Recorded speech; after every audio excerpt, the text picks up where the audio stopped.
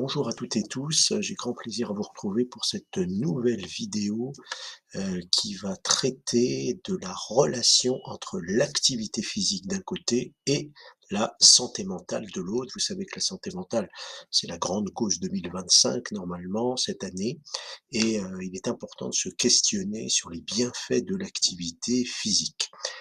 Alors, cette, question de l'activité physique, on sait que, la plupart des études montrent des bienfaits de l'activité physique sur la santé mentale, mais il n'est pas clair, de savoir quels sont les mécanismes, en fait, qui participent à cette influence de l'activité physique sur la santé mentale et donc c'est une étude australienne qui a été publié tout récemment au mois de novembre 2024 dans International Journal of Behavioral Nutrition and Physical Activity.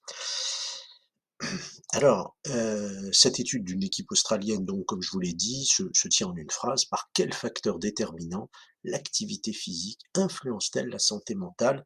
Et si vous avez une activité physique soutenue, ben, vous êtes convaincu, je pense, des bienfaits. Mais comment ça se passe?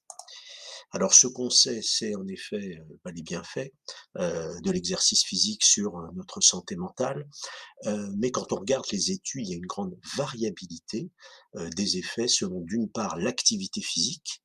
Ça peut aller, de la course, du cyclisme, voire des activités physiques plus modérées comme, le yoga, les pratiques corps-esprit et également une grande variabilité sur les composantes de la santé mentale. Est-ce que ça influence le stress en réduisant le stress? Est-ce que ça diminue l'anxiété? Est-ce que ça diminue les symptômes de dépression? Donc il y a une grande variabilité d'études et d'effets. Et en général, ces études sont des analyses soit de médiation, soit de modération, c'est-à-dire des études qui, vont chercher à regarder quel processus, est en jeu par lequel un facteur influence le comportement. Donc c'est ce qu'on appelle les analyses de médiation, hein, et donc vous voyez le petit graphique en bas, c'est-à-dire que, heu, je fais de l'activité physique, j'améliore ma santé mentale, mais quel est le lien? Hein, donc ça, c'est le facteur qui influence.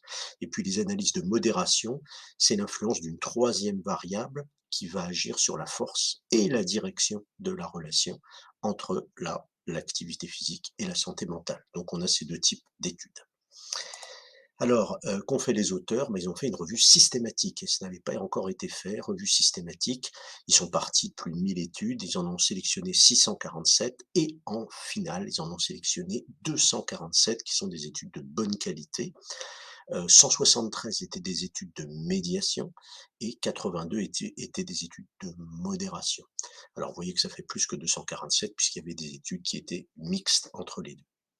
Et ce qu'ils ont cherché à déterminer, c'est les facteurs justement déterminants, les facteurs avec une relation forte, entre l'élément, déclencheur, l'activité physique et les faits, c'est-à-dire la santé mentale améliorée.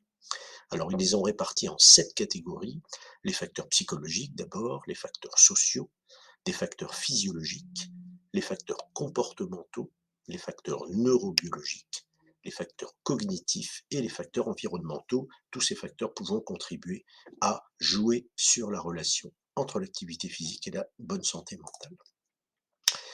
Alors l'étude, a révélé 12 facteurs déterminants, c'est-à-dire où il y a une relation forte entre les 2 et ils appartiennent en fait à seulement 3 catégories sur 7. Donc ça, c'est le premier résultat. Il n'y a que 3 catégories de facteurs qui influencent vraiment directement. Les premiers facteurs sont les facteurs psychologiques qui représentent 58 des facteurs déterminants, et vous les voyez ici, c'est 7 facteurs psychologiques. Donc la première, c'est l'efficacité personnelle. Donc à chaque fois, l'activité physique renforce ce facteur, efficacité personnelle, en particulier sur la confiance qu'on a, et évidemment, au final, va entraîner une santé mentale améliorée. Deuxième élément, la bonne image corporelle. Quand on fait du sport, eh bien, on va améliorer sa silhouette, par exemple, et de ça, on va se sentir mieux également mentalement. Donc voilà, c'est les 2 premiers. La résilience, hein. Peut-être que quand on fait du sport, on va surmonter des obstacles et ceci va nous aider dans notre vie mentale ensuite, hein, dans notre vie de tous les jours et en particulier à surmonter les épreuves de notre vie. Ensuite, il y a l'estime de soi, donc l'estime de soi, qu'elle soit globale ou seulement physique. Il y a les affects qui peuvent également jouer un rôle et au final, notre santé mentale préalable. C'est-à-dire qu'en fait, le fait d'avoir une santé mentale déjà favorable va, par l'activité physique, encore renforcer notre santé mentale. Donc voilà les 7 facteurs psychologiques.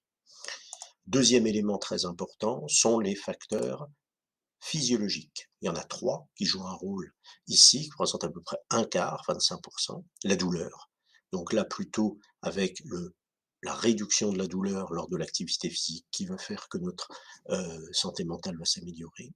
Notre santé physique préalable va jouer évidemment un rôle et la fatigue, réduction de la fatigue, amélioration de notre mental. Et enfin 2 facteurs sociaux qui représentent donc 17% des facteurs déterminants, qui sont le soutien social lors d'une activité physique et la connexion sociale. Ça ne veut pas forcément dire qu'il faut faire zé des zé des exercices physiques de groupe, hein, mais ça veut dire que globalement, on doit avoir ce soutien social pour améliorer ensuite notre santé mentale. Alors là, j'ai pas choisi de faire un graphique, mais c'est vraiment une infographie tirée de cette étude. Vous d'ailleurs, vous pouvez, scanner le QR code, sur cette diapositive et où l'on voit en fait en infographie, l'étude de ces mécanismes et les résultats.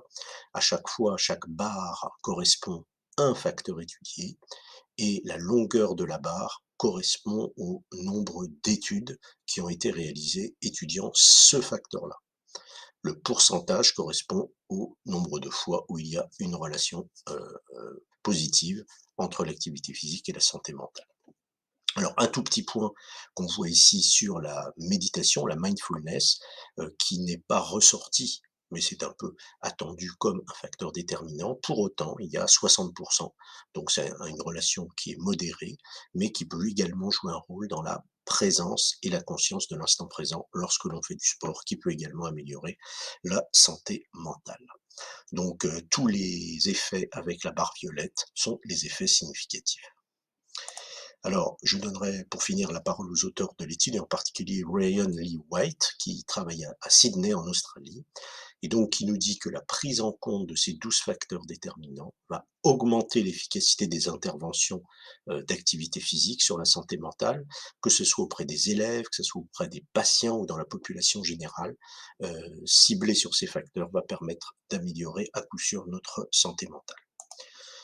Que faut-il retenir de cette étude? Eh bien qu'il existe des facteurs déterminants essentiellement psychologiques, mais aussi sociaux et physiques, qui expliquent les effets de l'activité physique sur la santé mentale. Voilà, j'espère que cette synthèse vous aura plu, cette vidéo, et que je suis à l'écoute toujours de vos commentaires et questions. N'hésitez pas à liker si vous avez apprécié. Et très belle fin de journée, belle soirée à vous.